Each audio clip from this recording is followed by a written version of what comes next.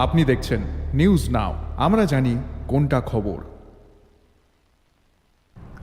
বাংলাদেশের সাংবাদিকদের আক্রমণ এবং প্রেস ক্লাব থেকে বহিষ্কার করার প্রতিবাদে বুধবার ধর্মনগরে সাংবাদিকদের মৌন প্রতিবাদ কর্মসূচি।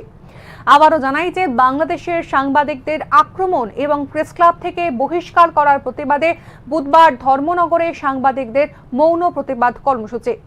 বাংলাদেশের সাংবাদিকদের ওপর আক্রমণের প্রতিবাদ জানিয়ে ধর্মনগরে মৌন প্রতিবাদ কর্মসূচি পালন করলেন কর্তব্যরত সাংবাদিকরা। উল্লেখ্য, বাংলাদেশে কোটা আন্দোলনকে কেন্দ্র করে যে অস্থির পরিস্থিতির সৃষ্টি হয়েছিল তাতে বহু মানুষ সহ সাংবাদিকরাও আক্রমণের শিকার হন।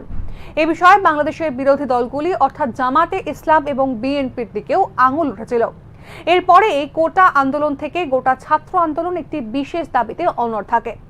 সেক্ষেত্রে বাংলাদেশের প্রধানমন্ত্রী শেখ হাসিনা পদত্যাগের দাবিতেই তারা অনড় ছিল।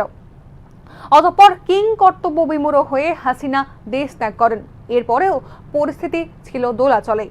অন্তর্বর্তী সরকার গঠন হওয়ার পরেও বাংলাদেশের সংখ্যালঘুদের ওপর একাধিকবার আক্রমণ চলে এবং এই সমস্ত ঘটনার প্রতিবাদে বুধবার দুপুরে উত্তর ত্রিপুরা জেলার ধর্মনগরে জেলা শাসকের কার্যালয়ের সামনে সমস্ত সাংবাদিকরা মৌন প্রতিবাদে সামিল হন।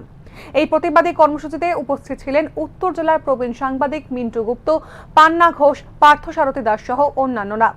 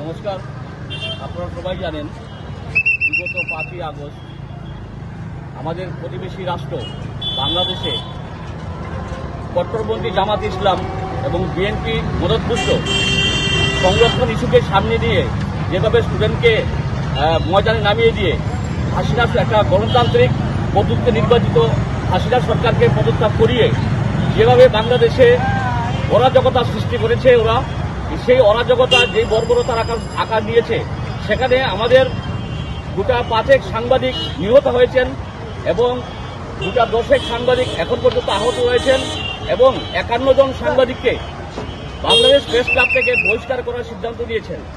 এরই প্রতিবাদে আমরা আজ সারা ত্রিপুরা রাজ্যের সাথে ধর্মনগর শহরে আমরা যারা সম্মিলিত সাংবাদিক সমস্ত অংশের যে সাংবাদিক আমরা এর প্রতিবাদে আজকে এই জায়গাতে ধর্মনগর জেলা প্রশাসনের অফিসের প্রাঙ্গণে আমরা আজকে মৌন প্রতিবাদে সামিল হয়েছি।